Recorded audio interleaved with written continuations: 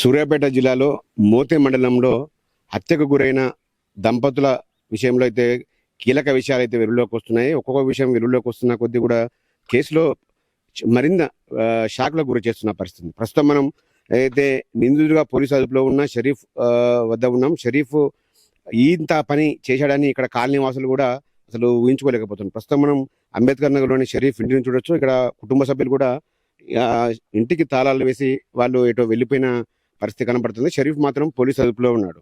అయితే ఇంకో కీలక అప్డేట్ ఏంటంటే అతను ఎవరైతే హత్య చేశారో, హత్యకు గావించబడ్డారో వారితోనే ఆ వాళ్ళని చంపిన తర్వాత వాళ్ళని పూడ్చిన గొయ్యిని కూడా వాళ్ళతోనే తీయించినట్లు కూడా పోలీసుల విషయంలో అయితే వెలుగులోకి వచ్చింది. మొత్తంగా దీంట్లో కొంతమంది బయట వ్యక్తుల ప్రమేయం కూడా ఈ హత్యకు సహకరించినట్టు తెలుస్తా ఉంది. కీలకంగా మొత్తం ఈ అక్రమ సంబంధమే కారణంగా తెలుస్తుంది. అయితే మోతే మండల కేంద్రంలోనే కానిస్టేబుల్ గా పనిచేస్తున్న షరీఫ్ ఇటీవలే కొద్ది కాలం క్రితమే పోలీసు కానిస్టేబుల్ గా ఎంపికై విధులు నిర్వహిస్తున్నాడు. ఈ క్రమంలోనే అక్కడ ఏదైతే మృతుల కుటుంబీకుల సభ్యులుగా మహిళతో అక్రమ సంబంధం ఉంది. సో అక్రమ సంబంధమే అదునుగా దాదాపు 3 నుంచి 4 లక్షల రూపాయలు మృతుల కుటుంబానికి అయితే షరీఫ్ ఇచ్చాడు. అయితే ఇటీవల కాలంలో వివాహం నిత్యమైన నేపథ్యంలో ఆ అమౌంట్ తిరిగి ఇవ్వాలని షరీఫ్ వాళ్ళని కోరగా వాళ్ళు ఆ అమౌంట్ ఇవ్వడానికి నిరాకరించడంతో పాటు తమపై వేధింపులకు పాల్పడుతున్నారు. ఉన్నతాధికారులకు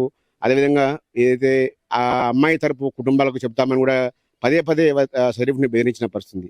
దీంతో వీళ్ళు ఉంటే నా పెళ్లి కాదేమో ఒక భయంతోనే షరీఫ్ ఈ దురాఘాతానికి పాల్పడినట్లయితే పోలీసులు వెల్లడిస్తున్నారు. మరికొద్ది గంటల్లోనే మీడియా ముందు ప్రవేశపెట్టే అవకాశం అయితే నిందితులను కనపడుతుంది. అక్కడ అదే పోలీస్ స్టేషన్లో ప్రైవేట్గా పనిచేసే సుందర్రావు అనే వ్యక్తి ఈ హత్యకు ఆ తర్వాత ఆ మృతులను పూడ్చివేయడానికి సహకరించినట్లు పోలీసులు ధృవీకరణకు వచ్చారు. మరోవైపు ఇతర వ్యక్తుల ప్రమేయంపై కూడా పోలీసులు పూర్తి స్థాయిలో ఆరా తీస్తున్న పరిస్థితి కనబడుతుంది. మొత్తంగా చూసుకుంటే ఆర్థిక లావాదేవీలు అక్రమ సంబంధమే దీనికి కారణంగా తెలుస్తుంది. మొత్తంగా చూసుకుంటే ఈ షరీఫ్ తన పని కాలనీలో సూర్యాపేట జిల్లా కేంద్రంలోని అంబేద్కర్ నగర్లో ఉండే షరీఫ్ నివాసం వద్ద ఉన్నాం. ఇక్కడ నిత్యం తన పని తాను చూసుకొని విధులు ఇల్లుకే పరిమితమైన షరీఫ్ ఇంత పనికి ఒడిగట్టాడంటే ఇక్కడ కాలనీ వాళ్ళు కూడా ఒకసారిగా ఆశ్చర్యానికి గురవుతున్న పరిస్థితి కనబడుతుంది. ప్రస్తుతం అయితే షరీఫ్ కుటుంబ సభ్యులు తమ బంధువులకు ఇళ్లకు వెళ్ళిపోయిన పరిస్థితి కనబడతా ఉంది.